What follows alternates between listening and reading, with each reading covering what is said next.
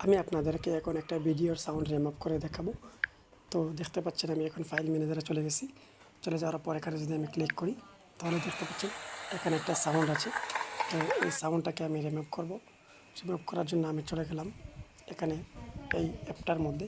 দেখতে পাচ্ছেন এই অ্যাপের নাম। এই অ্যাপের মধ্যে যাওয়ার পর আপনারা কী করবেন, নেক্সটের মধ্যে ক্লিক করে দেবেন। ক্লিক করে দেওয়ার পর দেখতে পাচ্ছেন এখানে ডিলেট অডিও নামে একটি অপশন আছে। এখানে ক্লিক করে দিয়ে আপনারা স্টার্ট করে দেবেন। স্টার্ট করে দেওয়ার পর আপনারা এখানে বের হয়ে যাবেন।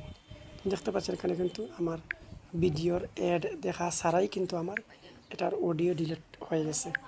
তো এখন যদি আমি ফাইল ম্যানেজারে প্রবেশ করি, প্রবেশ করার পর আমি এটা আপনাদেরকে দেখাই। তো দেখতে পাচ্ছেন এখানে কোনো সাউন্ড নাই, অর্থাৎ সাউন্ড আমি রিমুভ করে ফেলেছি।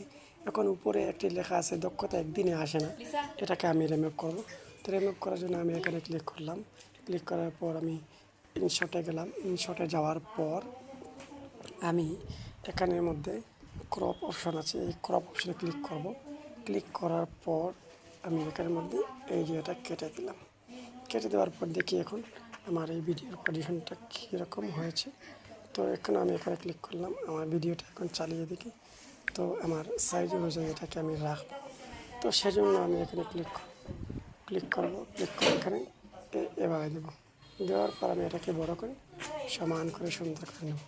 তো এখন দেখতে পাচ্ছেন এটা কিন্তু পারফেক্টলি একটা ভিডিও হয়ে গেছে। তো এখানে আমি এক্সপোর্ট দেব আপনার 1000 দিই। তো এটা আমি এড দেখবো না, যার কারণে এখান থেকে বের হয়ে গেলাম।